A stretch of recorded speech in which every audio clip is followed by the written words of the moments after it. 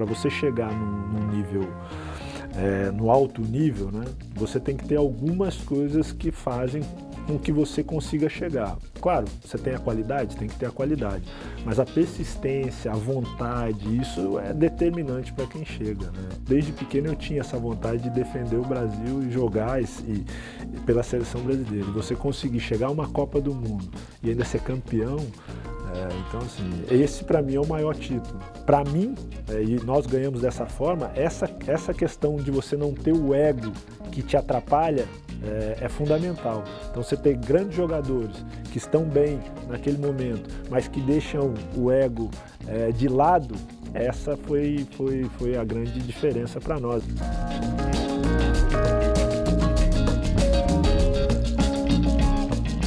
O 00 tem o prazer de ter aqui hoje um campeão do mundo, mas não só. Campeão do mundo, campeão da Champions e campeão da Libertadores. E é o Roque Júnior, que está aqui connosco, 20 anos depois de ter sido campeão do mundo. Já vamos falar sobre estes troféus consigo. Roque, mas a minha primeira pergunta é muito simples. O que é que está a fazer um campeão do mundo pelo Brasil na cidade do Porto, Vila Nova de Gaia, em julho de 2002? De 2022, aliás, 20 anos depois do título mundial. Passou rápido, né? 20 anos. Mas na verdade eu estou aqui passando uma temporada, né? Já estou aqui faz uns 8 meses, estou com a família. Venho para Portugal já faz um tempo, desde 2012 eu venho quase a cada 2 anos, 1, 2 vezes, né? E aí decidi com a família vir passar uma temporada aqui. Eu saí de casa muito cedo, né? Nós somos mineiros aí, mas saí de casa muito cedo, com 14 anos. Depois morei, né, na Itália, morei na Alemanha, na Inglaterra, no Catar, então me considero um cidadão do mundo. Então resolvi vir para cá, gosto do país, meus filhos estão bem adaptados aqui, apesar do pouco tempo, mas tô por aqui, por enquanto estou por aqui. Não sei até quando, mas agora no momento estou por aqui. O que é que o atraiu aqui em Portugal e aqui na zona de Gaia? Então, como eu falei, eu já venho a Portugal desde 2012 e gostei muito. É um país tranquilo, né? Eu também sou um cara mais tranquilo, acho que isso ajuda também. Acho que é mais tranquilo a adaptação também da família, né? Por falarmos ali a mesma língua, não é igual, mas é parecida, mas isso ajuda também, né? E alguns projetos também profissionais que já venho desenvolvendo, né? Então isso juntou tanto a parte familiar quanto os projetos aí profissionais de vir para cá. Então, por enquanto, estou por aqui. Esses projetos têm a ver com futebol ou outras áreas que nada têm a ver? Não, sempre com futebol, né? Não vou sair do futebol nunca, né? Comecei muito cedo, eu amo futebol. Não só a parte daquilo que é material, mas tudo aquilo que eu sou também como pessoa, além, claro, dos meus pais, da educação que eu tive, mas devo muito ao futebol. O futebol me ajudou muito nisso também. Conheço, né, o mundo através do futebol. As maiores alegrias que eu tive, tirando, claro, o nascimento dos meus filhos, foi com o futebol. Então não vou sair do futebol nunca. Então esses projetos estão ligados ao futebol. Assim. Curiosamente, nunca jogou cá em Portugal. Não sei se alguma vez teve esse convite, essa possibilidade, mas nunca jogou profissionalmente cá em Portugal. Eu tive um convite, sim, quando eu estava no Milan, do Benfica, acho, na época, mas acabei não vindo. E aí fui para a Inglaterra, né?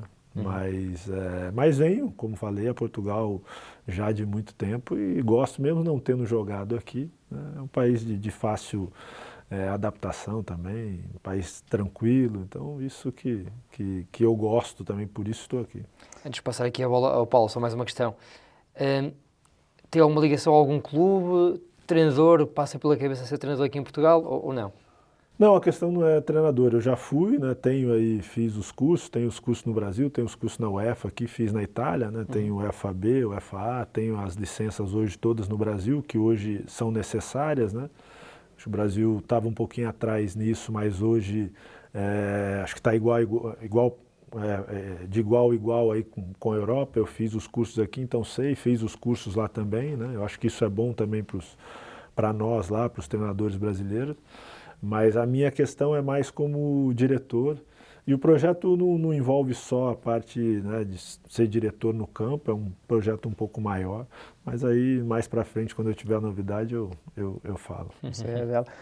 Roque, aproveitando que você falou todo esse contexto, né, de ter saído com 14 anos, de como o futebol te formou, conta pra gente como foi um pouquinho disso, sair lá do interior de Minas, na época, hoje Santa Rita tem pouco mais de 40 mil habitantes, mas na época que você saiu tinha pouco mais de 20, né? Como que foi sair lá de Santa Rita, no interior de Minas, ir para São Paulo, depois chegar no Palmeiras? Como que foi essa história que te levou a ser o que você falou já de um cidadão do mundo? Primeiro, aí eu falo dos meus pais, né? Acho que o quanto é importante os pais, principalmente para mim, foram importantes meus pais, né? Eu sempre tive esse sonho desde criança, desde moleque, 6, 7 anos, eu queria ser jogador de futebol e eu falava isso, né? Então chegou um certo ponto que eu combinei com meu pai e com a minha mãe, né? Eles falaram, você quer ser? Você vai querer? Eu vou. Então você vai, né? Nós vamos fazer de tudo para te ajudar, para você ir. Se você não der durante 2, 3 anos, no máximo, você volta para estudar. Eu falei, tá bom. E aí, assim, na verdade o que aconteceu? Meu pai, eu fui fazer teste, né? Meu pai pegou um dia... Pegou uma carona com uma transportadora, na verdade, chama Rápido Seda, né? E aí nós fomos para São Paulo, andamos São Paulo inteira, tentei fazer teste em todos os clubes de São Paulo, mas não consegui, estavam tudo fechados, né? Não tinha teste naquele dia, era o dia que a gente conseguiu ir. E aí eu tinha parentes, tios, ainda tem em São José dos Campos, e aí nós fomos para lá. E aí dormi em São José e tinha um tio meu tio Renato, que acabou no outro dia falando com um time ali de São José dos Campos, que era o São José, na época jogava segunda divisão do Campeonato Brasileiro, né?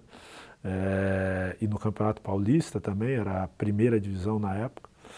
E ele conseguiu um teste para mim, então eu fui embora depois para Minas de novo, para Santa Rita, e dali 20 dias mais ou menos ele vendia livro, então ele rodava todo o sul de Minas ali e o Vale do Paraíba vendendo livro, ele me passou, me pegou e me levou para fazer o teste. Aí fiz o teste no São José uma semana e ali começou, e ali fiquei. E fiquei durante ali 3 anos, né?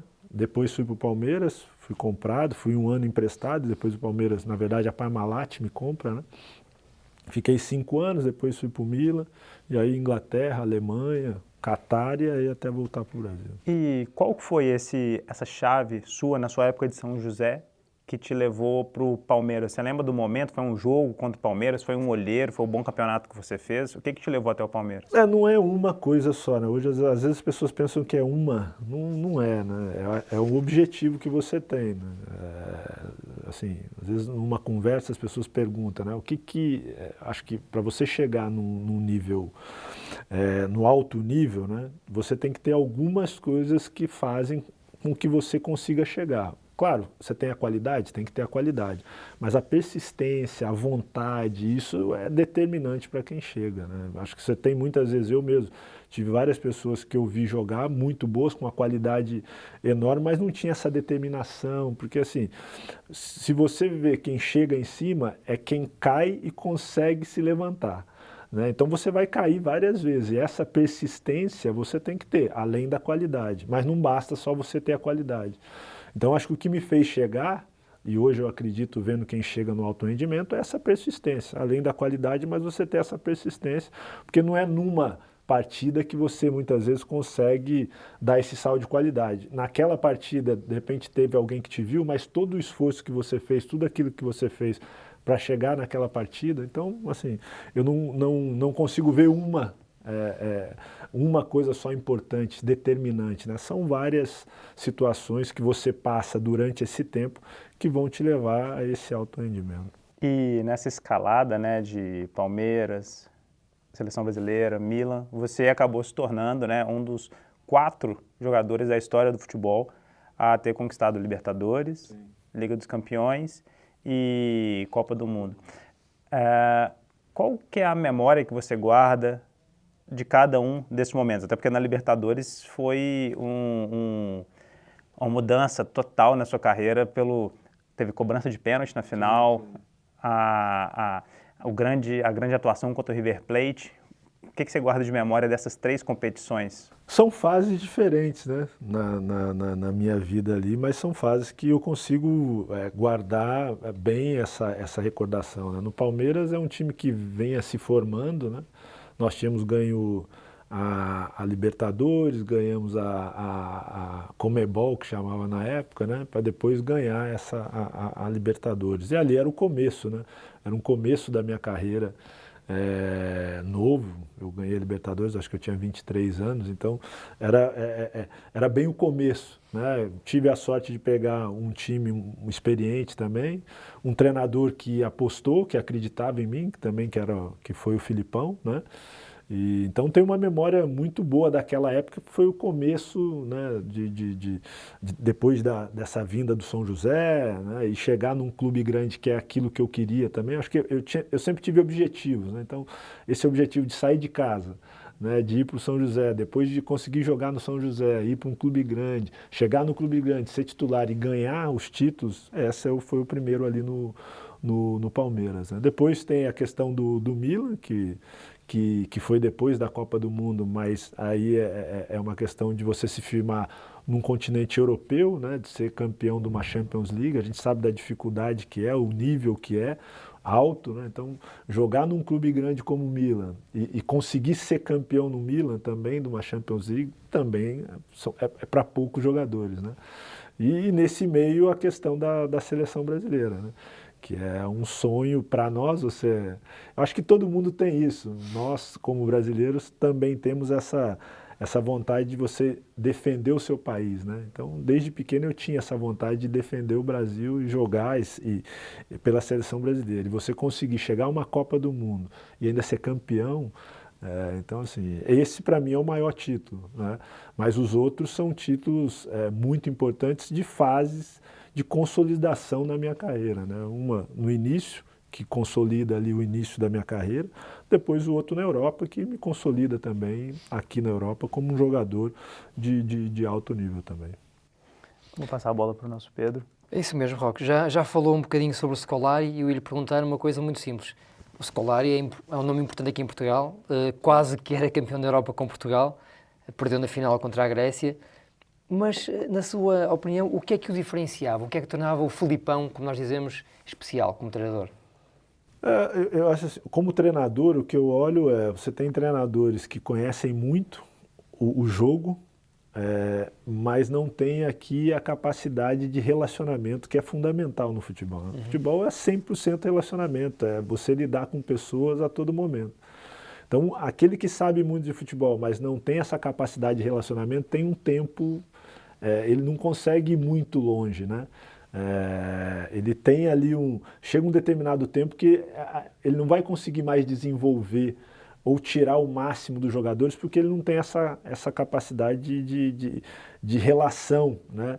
Que você consegue tirar um pouco mais do jogador. Eu acho que o Filipão é isso, ele tem uma capacidade, né, de se relacionar, que faz isso a marca dele. Eu acho que esse é o ponto principal da carreira dele, tanto que ele conseguiu fazer isso em diversas equipes, né? Então eu acho que esse ponto aí para um treinador é fundamental e o ponto principal para mim que vejo nele é essa capacidade que ele tem de tocar cada pessoa, né, de se relacionar, que isso é fundamental para mim no futebol. Roque, nesse título maravilhoso de 2002, além da final, que é sempre um jogo mais especial, há algum momento que o Roque considera decisivo para o Brasil ter chegado onde chegou? Não tem um momento decisivo, acho que antes, né, quando a gente se juntou, quando nós chegamos para disputar a Copa, aqueles momentos ali antes, claro, para mim foram decisivos, marcaram muito, porque a Copa do Mundo é um torneio, né, onde você tem que ter ali os jogadores na sua melhor forma, mas que tenham um sentimento coletivo muito grande, porque para mim, e nós ganhamos dessa forma, essa questão de você não ter o ego que te atrapalha é fundamental. Então você tem grandes jogadores que estão bem naquele momento, mas que deixam o ego de lado, essa foi a grande diferença para nós. Acho que aquele momento, quando nós chegamos ali e tínhamos jogadores que já tinham participado de outras Copas do Mundo, e aí cito o Rivaldo, o Cafu, o próprio Roberto Carlos, né, o Ronaldo, eram jogadores que queriam ganhar a Copa, mesmo já tendo participado de outras Copas, né? E nós, que não tínhamos ainda participado da Copa, queríamos muito ganhar, e tínhamos passado por um momento ali difícil na eliminatória também. Então isso, acho que o antes da Copa fez com que a gente conseguisse visualizar que era possível ganhar aquela Copa do Mundo. Roque, nós estivemos a pesquisar se tinha tido mais algum colega português de equipa, mas só encontramos o Rui Costa, não sei se confirma ou não. Sim, acho que foi só. Foi o único. Só. Mas foi bom, imagino Sim, eu. sim. Jogava muito. Sim, sim. Que memórias é que guarda também do Rui Costa no Milan consigo? Não, são boas, porque foram momentos que nós ganhamos a Champions League, né? Eu acho que ele chega em 2001 no Milan, chega como a gente estava comentando aqui, quando veio o Terim, né? Porque acho que ele jogou com o Terim na Fiorentina. E aí nós temos esses 2 anos ali que a gente passou junto, mas as memórias melhores são de quando você ganha, né? Acho que essa da Champions League fica marcado, e foi um jogador que foi muito importante também naquele grupo. Nós tínhamos um grupo ali só de grandes jogadores, né? Então ele era um dos grandes jogadores também que a gente tinha naquele momento, aquele grupo tinha. Imaginava um dia como presidente de um clube tão grande como é o Benfica em Portugal? Ou nessa altura não? Não, nessa altura não. Nessa altura não imaginava, não. Até o convite na época que teve foi ele que falou comigo, né? Eu me lembro até no vestiário a gente conversando sobre isso. Mas não imaginava que ele ia ser presidente do Benfica, não. E tomara que ele tenha sucesso. Só para acabar esta parte do Milan. O Roque foi um grande zagueiro, defesa central, como dissemos cá em Portugal, e esse Milan tinha pelo menos mais 2 nomes, o Paulo, o Maldini e o Costa Curta, que eram referências a nível mundial. Para si foi também importante chegar à Europa e ter 2 jogadores desse calibre ao seu lado, a vê-los trabalhar todos os dias? Sim, me ajudaram muito, tanto o Maldini quanto o Costa Curta. Quando eu chego em 2000, e essa parte defensiva eu acho que é diferente, né? A Itália... Eu joguei na Inglaterra, joguei no Brasil, acompanhei outros campeonatos também, na Alemanha, mas essa parte defensiva da Itália, para defensor, se você conseguir passar na Itália, você muda o próprio patamar, né? Eu acho que de conhecimento de futebol. Então, o meu conhecimento, depois que eu passei na Itália de futebol, aumentou muito, e muito defensivamente, né? Então, foram 2 jogadores que, com jogar do lado, com a experiência que eles tinham, me ajudaram muito, né? Teve um outro treinador que me ajudou muito também, que eu aprendi muito com ele, que é o Zaccheroni, que foi no primeiro ano que eu chego também. Então, eu cheguei no Milan também, acho que com 23, 24 anos, então esse tempo com eles também me ajudou claro, a melhorar aquilo que eu já sabia, aquilo que eu tinha como jogador, né? Mas conseguir ter mais experiências também do lado deles, porque o futebol italiano se joga de uma outra forma, né? E defensivamente você aprende muito, eu aprendi muito defensivamente ali. E o que seria de tão diferente, assim, já falando já dessa sua escalada, que você já deixou o Milan, e agora chegando na Alemanha, depois Inglaterra, o que tem de tão diferente do futebol italiano, talvez para o alemão e para o inglês? O que você sentiu no campo? Todos eles têm uma particularidade, né? A Itália é um jogo mais defensivo, né? Na Itália, por exemplo, como cultura, se você vencer o jogo por 1-0, você perde o jogo por 1-0, vamos colocar assim, e perde de 4, é totalmente diferente, né? É uma derrota, mas se você perder de 1 gol, ou se você ganhar, ou se você ganhou, isso aconteceu com a gente, com o Terim, por exemplo, você ganhava de 4-2, 5-2, 4-1, a vitória era importante, mas se falava muito dos gols que tomava. Então, assim, a cultura na Itália, essa parte defensiva e de não tomar gol, é totalmente diferente, por exemplo, de uma Inglaterra, né? Que você chega na Inglaterra, se o jogo for 4-4, 5-3, é isso que o povo inglês gosta disso. O italiano ver esses jogos com muitos gols não faz parte da cultura, né? E na Alemanha também já é um futebol muito de força, né? Na Itália é muito tático, quer dizer, essas movimentações, por exemplo, dentro de campo, qualquer movimentação que você fazia errado, tinha uma chance de gol, né? Então na Itália, se você pegar uma movimentação errada, ela vai dar uma chance de gol. Diferente em outros países, por exemplo, na Alemanha, já é um futebol mais solto, onde se fica mais com a bola, se gosta de jogar mais ofensivamente, não tem essa preocupação tão defensiva como na Itália. Na Inglaterra também, mesma coisa. Quando eu joguei na Inglaterra, ainda não era esse jogo inglês, né, de ter essa qualidade de se jogar com a bola no chão, né? Se fazia isso os grandes clubes. Os clubes médios e pequenos ainda era aquela bola que você jogava lá para disputar a primeira, quem ganhasse a primeira jogava a partir dali, né, a segunda bola, né? Então, assim, tem essas particularidades, mas ressaltando, acho que a Itália, nesse ponto defensivo, é diferente de todos os outros países. Tocando nesse ponto que você falou da mudança do futebol inglês, né? Você fez parte da velha guarda da Premier League e a gente fez uma pesquisa quando o Rafinha foi pro Leeds. Sim. E você era o único brasileiro a ter jogado no Leeds até então. Como que foi essa passagem pelo Leeds? Muita gente às vezes não sabe que você passou por lá e um pouquinho dessa velha guarda da Premier League que você fez parte. Foi rápida a minha passagem lá. Na verdade, eu fiquei 5 meses lá, 5, 6 meses, né? Foi bem rápida. Eu saí do Milan, na verdade, e passo por lá, né? E depois eu vou para a Alemanha. Acho que o futebol inglês naquela época estava nessa mudança, né? Os clubes grandes já tinham já jogavam mais. Não era o futebol inglês antigo, essa coisa de você colocar a bola lá, lutar pela primeira e jogar a partir, né, da segunda bola, que os clubes médios e pequenos faziam. Então eu acho que era bem uma transição ali, né? Os clubes grandes já estavam migrando para esse tipo de futebol que a gente vê hoje na Premier League. Acho que começava ali também ter mais estrangeiros nos times menores, né? Porque se você pegar, eu fui o único brasileiro até o Rafinha ir para lá como brasileiro, né?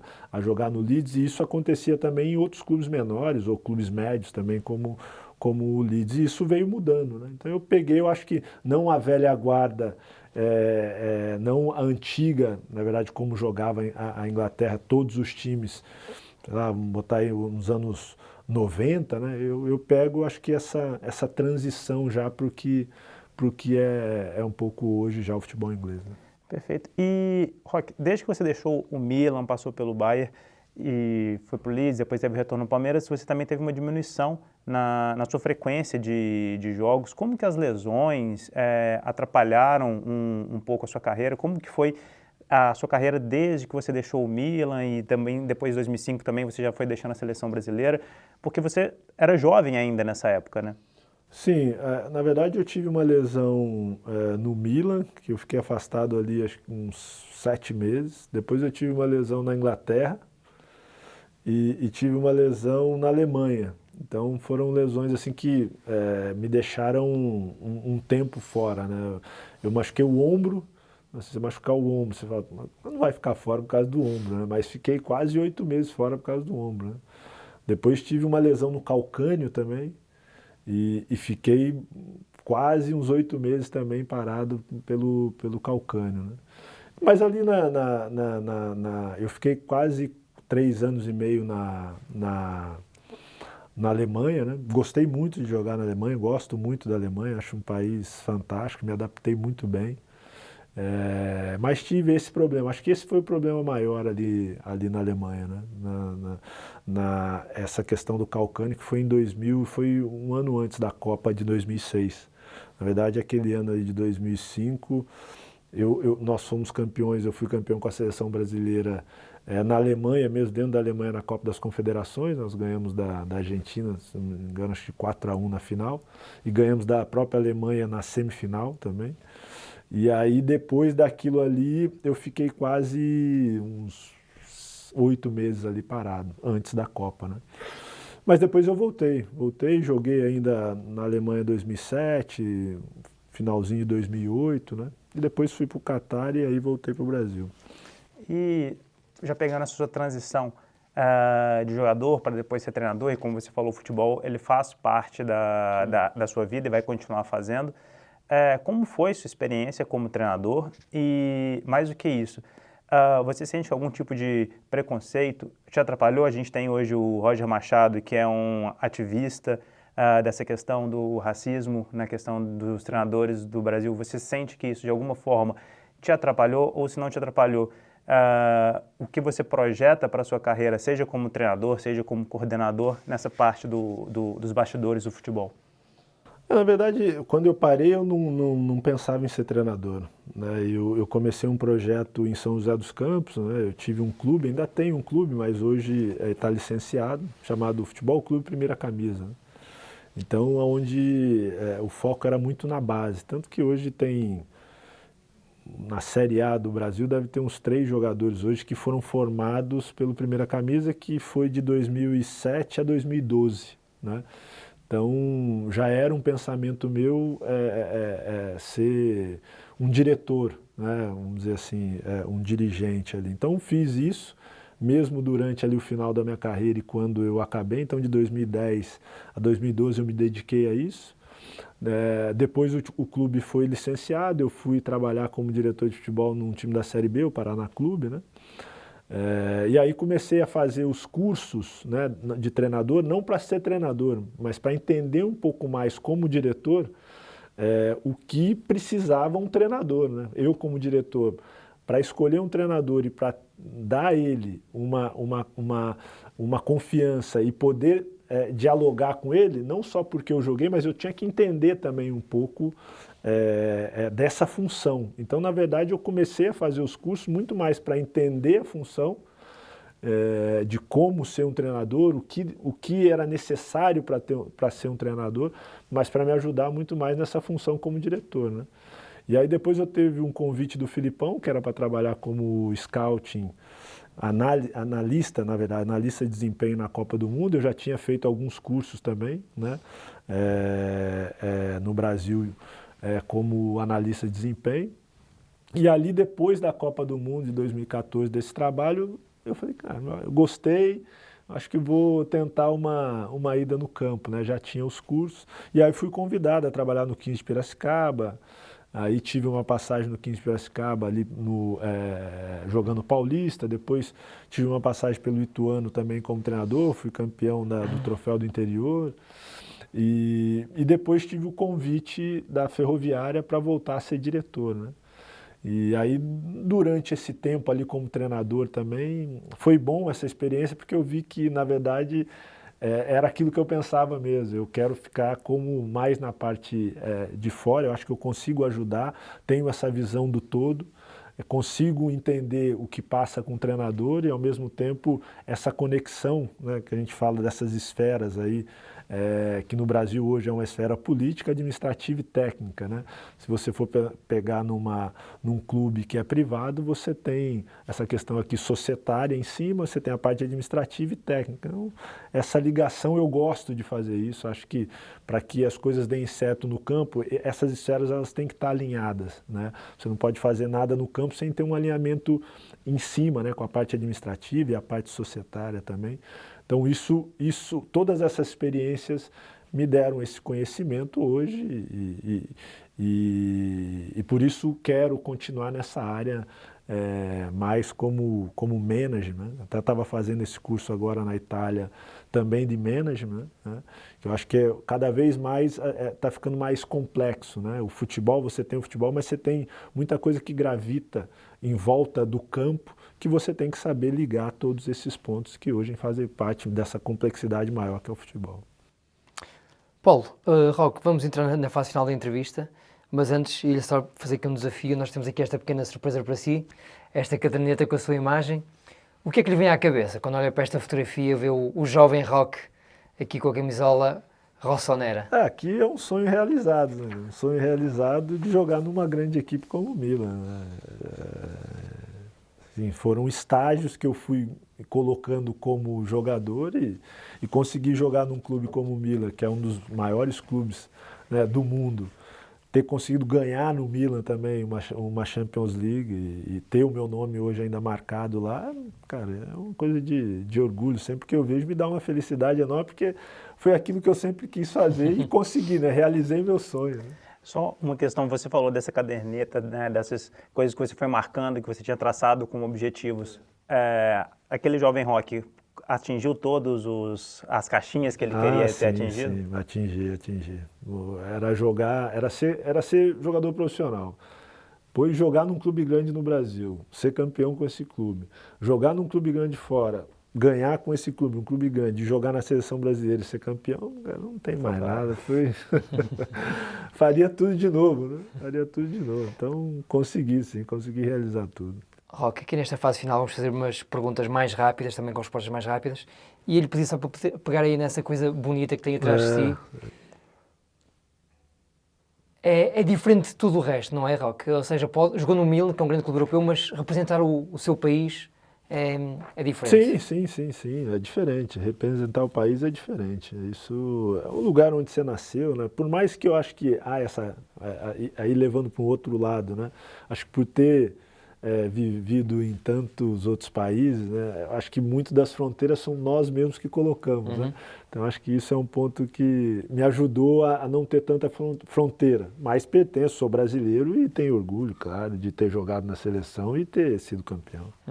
Muito bem, então, agora muito rapidamente, Roque, consegue escolher o melhor parceiro de zaga ou de defesa que apanhou na vida? Pode dizer 2, 3 nomes, obviamente.